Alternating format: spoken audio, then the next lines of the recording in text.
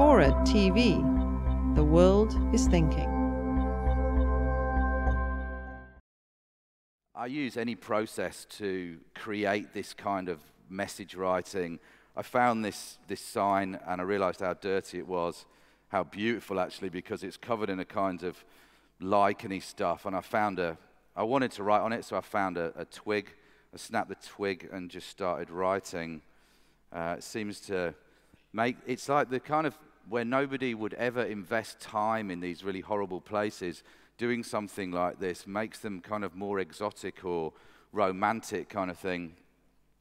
I love the comma. It's a great one. Little time to pause, time to think for everybody. This is done just using a knife on a poster site. This one is another one of those only in America situations where you would, this is a post up by the famous street artist Shepard Fairey, which was responded against by a man more famous than him now called the Splasher, which is like a cartoon character. He just goes around the tin of paint and throws a tin of paint on it because he hates the fact that these people are turning their art into a commodity using the street.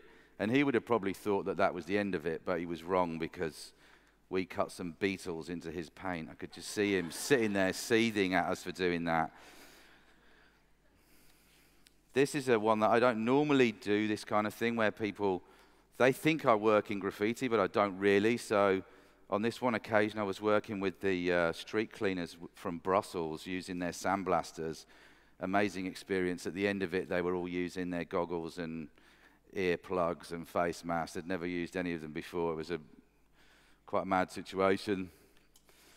This is another method of how to write stuff. This was a VW sign that used to be the first thing you saw when you came off the motorway coming into my hometown of Leeds.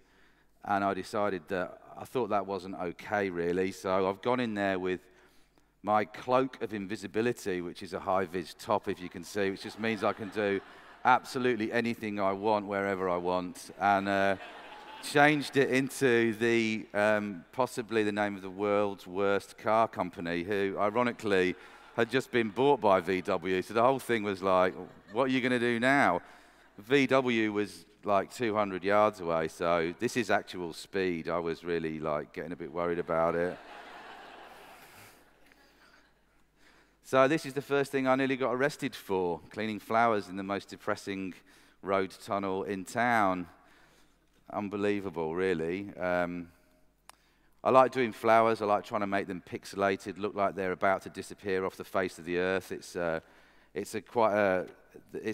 gag I can't avoid. Every mark I make is an environmental message because I show people how polluted the world is. So I quite often go back to drawing flowers. This one was done with a shoe brush outside a concrete factory.